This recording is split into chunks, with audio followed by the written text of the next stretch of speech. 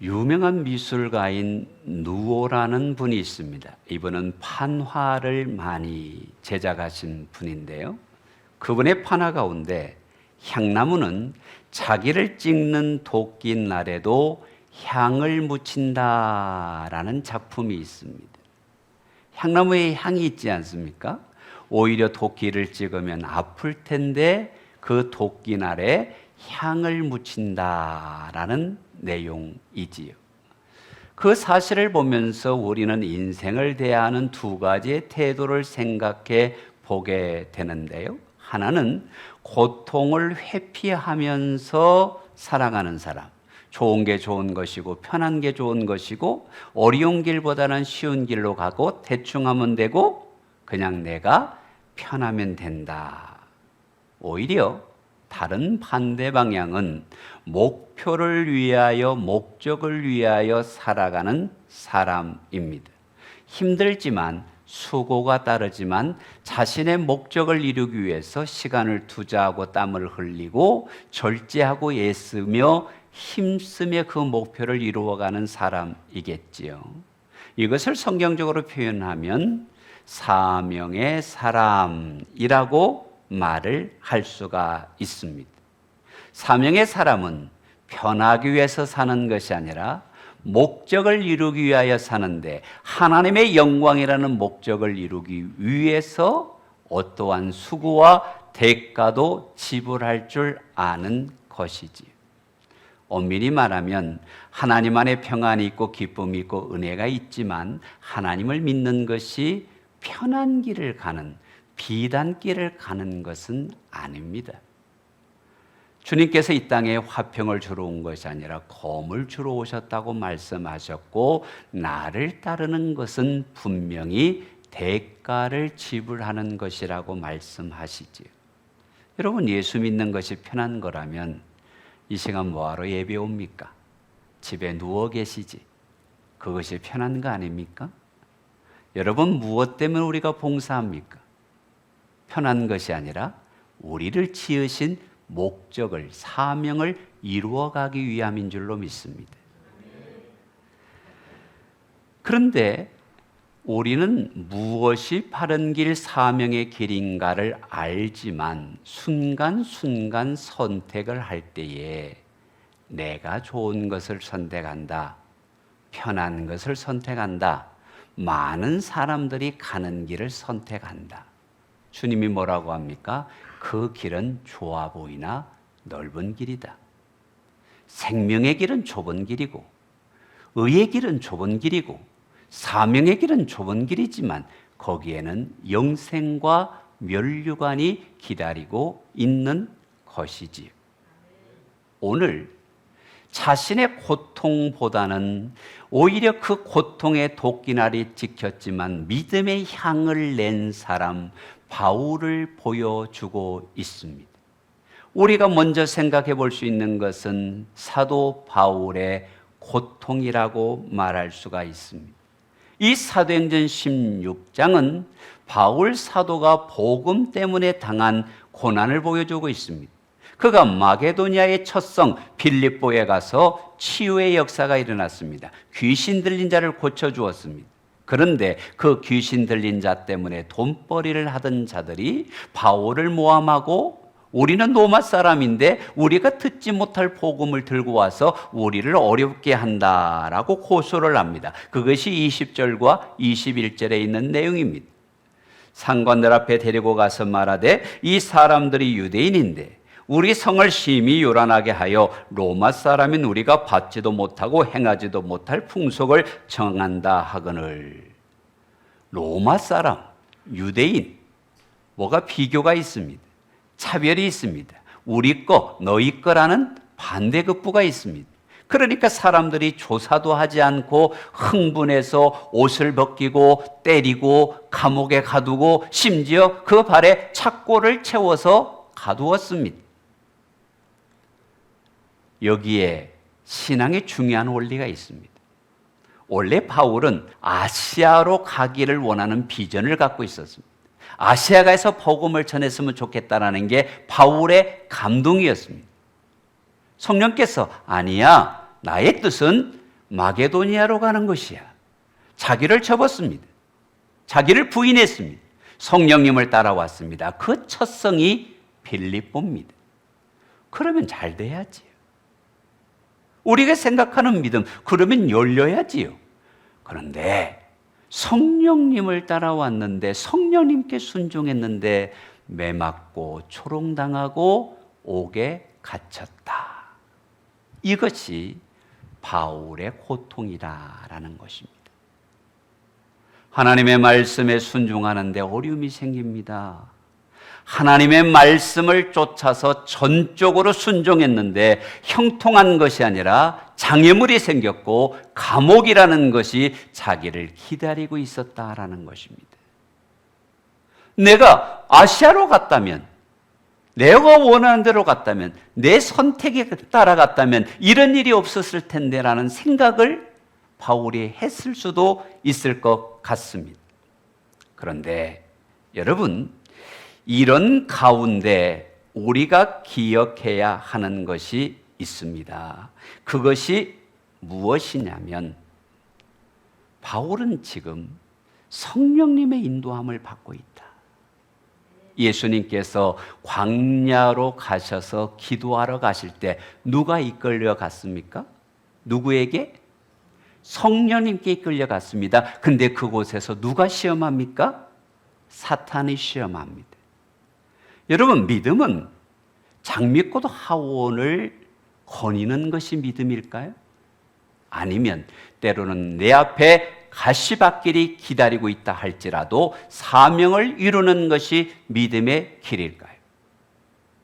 우리는 한번 나의 안락과 평안함과 기쁨을 위하여 믿음 생활을 하고 있느냐, 아니면 하나님이 원하시는 사명을 이루기 위해서 그 기뻐하는 자리에서 우리가 믿음 생활을 하고 있는가? 나의 주 목적이 무엇인가? 내가 복받고 내가 잘되고 내가 예수님 때문에 형통하고 이것이 믿음의 주어인지, 나를 통해서 하나님의 뜻이 이루어지고 내가 하나님을 기쁘게 하는 자가 되고 하늘 상급이 나를 위하여 기다리고 있는 사명의 일을 가고 있는 것이 나의 믿음의 주어인지, 바울의 고통을 통해 자신을 돌아보자라는 것입니다. 자, 그러면 바울이 들어간 감옥이 어떤 곳입니까? 여러분, 감옥이라는 것은 자유가 없습니다. 고통이 있는 곳입니다. 어려움이 있는 곳입니다. 옛날 감옥에 무슨 인권이 있겠습니까? 고문받고 형벌받고 참 빛이 들어오지 않는 그 감옥에서 그 애가 당하는 마음의 고통은 굉장했을 것입니다. 그런데 바울 선생님이, 바울 사도가 우리에게 보여주는 은혜의 도전이 있습니다. 감옥이라는 고통의 자리가 바울의 사명의 길을 방해하지 못했다. 바울의 믿음의 길을 방해하지 못했다. 오히려 그는 그 고통의 자리를 변화시켜서 바꾸어서 기도하는 자리, 찬송하는 자리로 변화시켰습니다. 여러분, 기도가 넘치고 찬송이 넘치는 곳이 어디입니까? 예배당일 수도 있지만 기도원일 수도 있는 것입니다. 쉽게 말하면 예배당이 없는 그곳에 사도 바울은 감옥이 변하여 기도원이 되고 예배의 처소가 되고 찬양의 처소가 되고 하나님을 만나는 곳이 되었다. 할렐루야. 여러분, 하나님 때문에 당한 고통인데 원망하고 불평하고 회의하고 왜 이렇습니까? 라고 불신한 것이 아니라 이곳에도 하나님이 계신 줄로 믿습니다. 이곳에 나를 이끄신 분이 하나님이신 줄로 믿습니다. 하나님, 내가 상황이 어떠하든지 나의 찬양을 받아주시옵소서, 나의 믿음을 받아주시옵소서, 나의 기도가 연락되기를 원합니다. 그것이 바울이었습니다. 저는 감옥을 넘어서 기도원을 만든 바울, 감옥을 넘어서 기도원으로 바꾼 바울의 모습을 우리가 볼 수 있는 것이지, 환경이 변해서가 아닙니다. 바울에게 환경은 감옥이었습니다. 매를 맞았습니다. 상처가 있습니다. 쓰라린 곳입니다. 그러나 그는 환경에 상관없이 그가 머무는 곳이 은혜의 장소가 되게 했습니다. 할렐루야. 어쩌면 기도원과 수도원과 감옥은 같은 꼴이 있고 또 다른 모습이 있는 것 같습니다. 큰 울타리에 갇혀 있는 것, 감옥이나 수도원이 비슷하지요. 한번 들어가면 정한 때가 아니면 나오지 못하고 수도원이든 감옥이든 마음대로 행동할 수 없는 자유의 구속이 있습니다. 그런데 다른 게 있어요. 감옥은 죄를 지어서 들어가서 자유가 없고, 수도원은 자원에서 들어가서 하나님을 만나는 곳이죠. 감옥은 죄성이 드러나서 형벌받는 곳이고, 수도원은 내가 하나님을 사모해서 하나님을 깊이 경험하는 곳입니다. 사도 바울은 갇힌 자이나 마음의 감옥을 두지 아니하고, 육신의 감옥이 마음의 감옥이 되지 아니하고, 오히려 은혜의 장소, 하나님을 만나는 곳, 하나님이 역사하시는 곳, 하나님을 경험한 곳으로 만든 것이 바울 아닙니까? 우리의 기도는 환경을 변하게 해달라고 기도하는 게 아닙니다. 내가 있는 이곳이 하나님을 경험하는 곳이 되게 하여 주시옵소서. 내가 기도하는 이곳이 하나님의 역사하는, 하나님의 살아계시는 현장이 되게 하여 주시옵소서. 그렇습니다. 감옥을 변하여 은혜의 장소로, 기도원으로, 수도원으로 바꾼 바울의 비결은 두 단어입니다. 그들이 기도하고 그들이 찬송하였더라. 할렐루야. 여러분, 기도는 하나님의 사람이 하는 것이지요. 하나님의 사람이 하는 그 기도의 장소에 누가 계십니까? 하나님이 계십니다. 우리가 찬양하면 하늘문이 열리고, 우리가 기도하면 하나님이 역사하고, 인생 행로에서 내가 감옥에 있는 것처럼 답답하고 어렵고 위태로울 때, 원망하면 마음의 감옥이 되지만, 탄식하면 마음의 감옥이 되지만, 기도하고 찬양하고 하나님을 바라보면 그것이 은혜의 장소가 되는 것입니다. 환경이 바뀌었기 때문이 아닙니다. 여전히 바울은 감옥 안에 있습니다. 그런데 그는 감옥이 그의 믿음을 가둘 수는 없었다는 거예요. 여러분, 믿음이라는 게 그런 거 아닙니까? 환경이 나를 가두는 게 아니고, 사람이 나를 얽매이는 것이 아니라, 물질이 나를 붙들고 있는 것이 아니라, 나는 어느 곳에 있든지 하나님을 높이고 하나님을 예배하고 하나님을 기쁘게 하고 하나님이 바라는 사람이 되기를 원합니다. 이런 믿음을 가진 바울이 고린도후서 4장 7절에 이렇게 고백합니다. 우리가 사방으로 우겨쌈을 당하여도, 여러분, 돈이 사방에서 우겨싸면 돈의 감옥 아닙니까? 사람이 사방에서 우겨싸면 사람의 감옥 아닙니까? 우겨쌈을 당하여도 나는 쌓이지 아니한다. 답답함을 당하여도 낙심하지 아니한다. 박해를 받아도 매인바되지 아니하고, 거꾸로 트림을 당하여도 어떻게 하지 않는다고요? 망하지 아니한다. 기도할 수 있으니까, 찬양할 수 있으니까. 할렐루야. 그것이 믿음입니다. 아무리 사람의, 물질의, 환경의 감옥이 나를 우겨싼다 할지라도, 믿음을 가진 사람, 믿음으로 하나님을 구하는 사람, 믿음으로 하나님을 높이는 사람, 그곳에 하나님이 함께 계시더라. 감옥을 넘어 은혜의 자리로. 놀라운 것은 그들이 기도할 때, 은혜를 경험하고 찬양할 때 하나님의 붙드심을 경험했지만 달라진 것이 없었는데, 그들의 심령 속에 하늘이 열리고 은혜가 열리고 믿음이 열리니까 놀라운 일이 일어납니다. 환경이 변화됩니다. 자, 여러분, 앞뒤가 바뀌면 안 됩니다. 하나님, 나의 환경을 변화시켜달라고 바울이 기도한 게 아닙니다. 하나님의 살아계심을 믿고 신뢰하고 찬양하고 오늘 이 가운데 주실 하나님의 은혜가 무엇인가를 기대하며 기도했더니 그 은혜가 역사하니 창고가 열리고 감옥문이 열리고 살아계신 하나님을 환경에서 경험하더라. 아멘.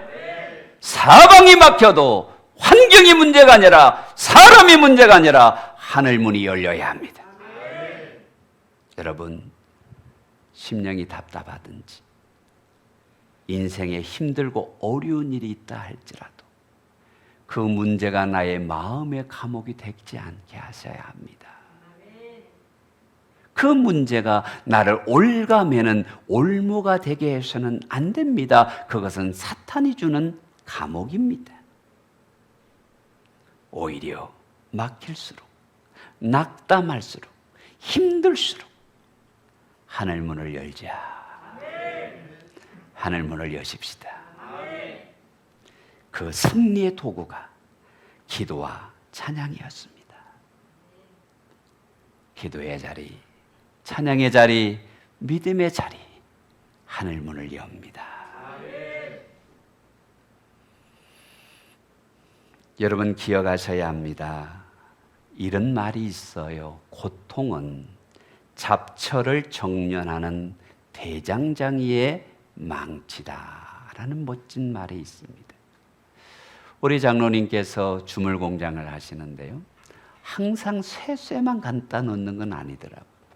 잡철, 이렇게 부스러기, 이것도 용광로에 갖다가 다 넣으면 800도 정도에서 쇳물이 나옵니다. 그러면 그걸 가지고 멋진 새 제품이 나오는 걸 제가 본 적이 있습니다. 우리가 당하는 수많은 환경과 물질과 사람과 문제와 연약함이 지금 나를 은혜로 망치질 않은, 나를 변화시키기 위해서 망치질 않은, 나를 잘되게 하기 위해서 망치질 않은, 나를 하나님의 사람으로 쓰기 위해서 망치질 않은 망치와 같다. 아멘. 고통의 망치가 없으면 사람은 참 쉽게 교만해지고요. 참 쉽게 자기가 전부인 줄 알고요. 근데 하나님 한번 툭툭 쳐. 주님, 제가 겸손할게요. 죄송합니다. 제가 잘난 체 했습니다. 아니, 제가 먼저 저만 생각했습니다. 하나님 죄송해요. 내가 믿음의 자리로 돌아갈게요. 그게 은혜의 망치요. 그래서 우리의 고통이 다가올 때 그 망치로 겸손함을 배우고 하나님 없이 살아갈 수 없다라는 믿음의 고백을 드릴 수 있는 그런 믿음의 성도들이 되십시다. 아멘. 바울의 고통 가운데 우리가 분명하게 한번 생각해 봐야 할 것은 이런 상황이 온다면 나는 어떻게 반응할까? 불평할 수 있고 불만할 수 있고 믿음이 떨어질 수 있고 내가 약해질 수도 있어요. 옷을 찢기고 매를 맞았으니 얼마나 고통스러웠겠습니까? 그러나 이들의 믿음이 우리에게 주는 영적인 각성은 환경의 고통이 믿음을 꺾지 못했다. 낙심하지 아니하고 기도하니 옥토가 열리고 낙심하지 아니하고 찬송하니 하나님의 역사가 일어났습니다. 할렐루야. 그래서 저는 여러분에게 선언합니다. 여러분의 인생의 밤중에 노래할 수 있다면 그 후는 걱정하지 마세요. 왜냐? 하나님이 역사하신다. 하나님을 경험한다. 살아계신 하나님을 누린다. 그래서 우리는 믿음의 자리, 기도의 자리, 찬양의 자리, 예배의 자리, 하나님을 기쁘시게 하는 자리에 중심을 꽉 잡고 굳게 서게 되시기를 바랍니다. 여러분, 이런 일 가운데 놀라운 역사가 일어납니다. 보통 로마의 군인들은 자기들이 지키던 죄수를 놓치면 생명값을 바꿔야 합니다.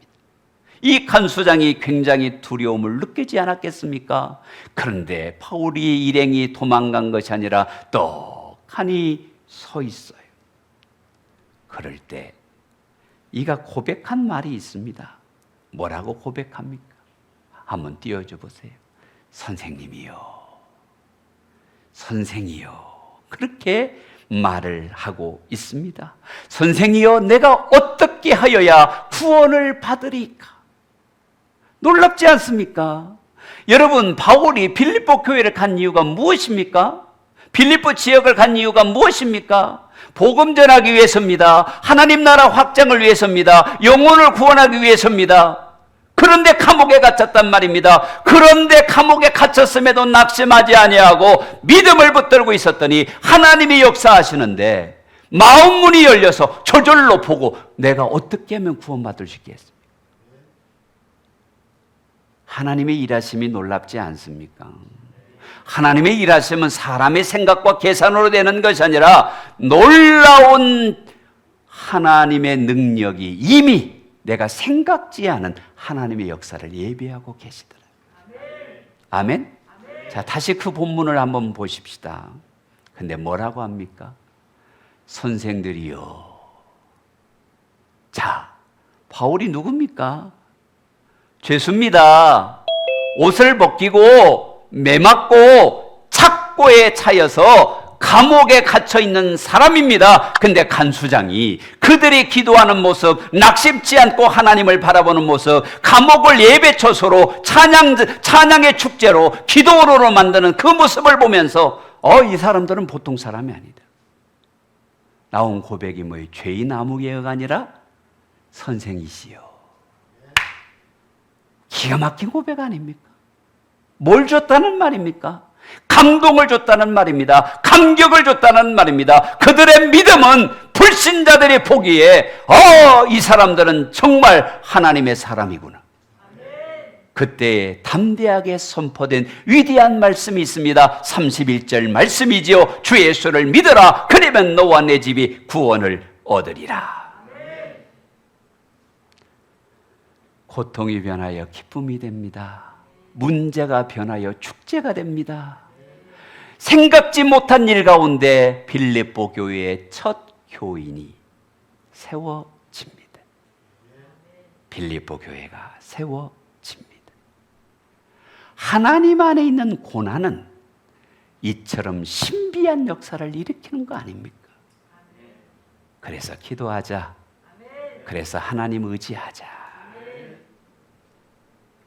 제가 묻고 싶어요. 여러분에게 찾아오는 고난이 올 때 회피하고 편한 길을 갈 건지 아니면 사명의 길을 갈 건지. 세 번째로 고통을 넘어서 주를 따르는 우리가 되기를 바랍니다. 여러분, 예수를 믿는 것은 출발입니다. 그러나 성숙했다는 건 뭐냐면 우리에게 주어지는 두 가지가 있습니다. 아무든지 나를 따라오려거든 자기를 부인하고 제 십자가를 지고 나를 쫓을 것이니라. 예수를 믿는 것은 믿음으로 출발합니다만은 그 다음은 나를 부인해야 돼. 내 생각을 부인해야 돼. 나의 욕심을 부인해야 돼. 그리고 주님을 따르는 것, 십자가를 지고 따르는 것이 믿음입니다.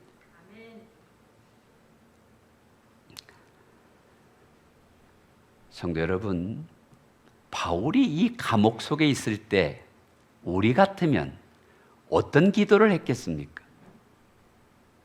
자신의 믿음을 너무 높게 보지 마시고 나 같으면 이때 1번 기도가 뭐였을까요? 하나님 너무 아파요. 좀 치료해 주세요. 하나님 빨리 감옥 문이 열리고 나가게 해주세요. 이거 인지상정 아닌가요? 근데 여러분, 우리가 기도를 좀 바꿔야 됩니다.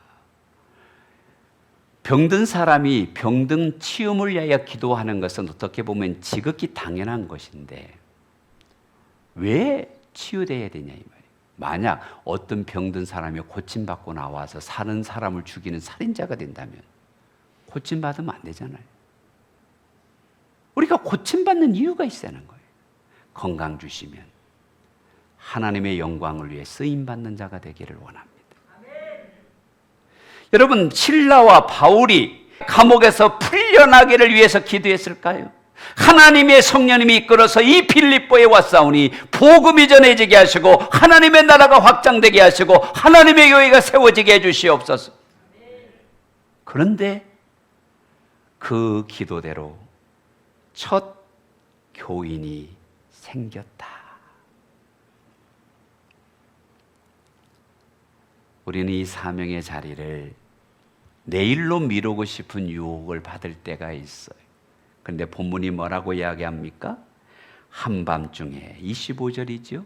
한밤중에 바울과 실라가 기도하고, 지금 바울과 실라는 매 맞아서 아파요.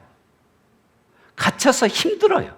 근데 내일 하자, 오늘은 쉬고가 아니라, 그러나 그 밤중에도 기도하고 그 밤중에도 사명을 감당했더니 하나님의 영광이 일어났습니다. 어쩌면 우리 인생의 형태가 다른 감옥은 어디에나 있는지 모르겠습니다. 그럼에도 불구하고 우리는 하나님의 은혜 가운데 나아가는 자들이 되기를 바랍니다. 할렐루야. 우리가 주님 안에서 분명하게 기억을 해야 하는 것은, 여러분, 하나님께서 우리에게 이 고난을 통해서 주실 은혜가 무엇인가를 기억해야 되고, 그 고난 가운데서 우리는 은혜를 끼치는 사람, 감동을 주는 사람이 되어야 합니다. 그 단어가 무엇이라고요? 선생들이요. 아멘. 선생들이요. 저 사람들은 인격자요, 저 사람들은 하나님을 경험한 자요, 저들은 하나님이 함께하는 사람이라는 감동을 주었습니다. 이 시대는 믿음의 감동이 필요합니다. 믿음의 감동 주는 자를 통해 하나님의 나라가 확장될 수 있는 것입니다. 언젠가 대학생들에게 1000명에게 설문조사를 했어요. 제일 받고 싶은 게 무엇입니까? 라고 물었더니, 여러분 혹시 뭔지 아십니까? 우리가 생각할 때는 1번 아이패드일 것 같은데요. 아닙니다. 감동받고 싶습니다. 이 시대에 감동받을 어른이 없다는 거예요. 본받을 사람이 없다는 거예요. 여러분, 사람은 감동으로 사는 것인데 감동을 느낄 일이 없다는 거예요. 근데 바울은 감동을 줬어. 고통 가운데 기도하는 것, 옥문이 열렸는데 도망가지 아니하고 간수장을 기다리고 있는 것, 우리가 복음으로 감동을 줄 수 있는 믿음의 사람들이 되십시다. 한 예를 들고 말씀을 맺으려고 하는데, 닉슨 대통령의 보좌관이었던 한 분이 계십니다. 그분의 이름은 찰스 콘슨이라는 분인데요. 워터게이트 사건에 연루되어서 감옥에 들어갔죠. 찰스 콜슨이라는 이 분을 아끼는 3명의 미국의 상원 의원이 있었습니다. 그에게 복음을 전하고자 했지만, 이 상원 의원들이 찰스 콜슨에게 복음을 열심히 전했지만 콧방귀만 꼈습니다.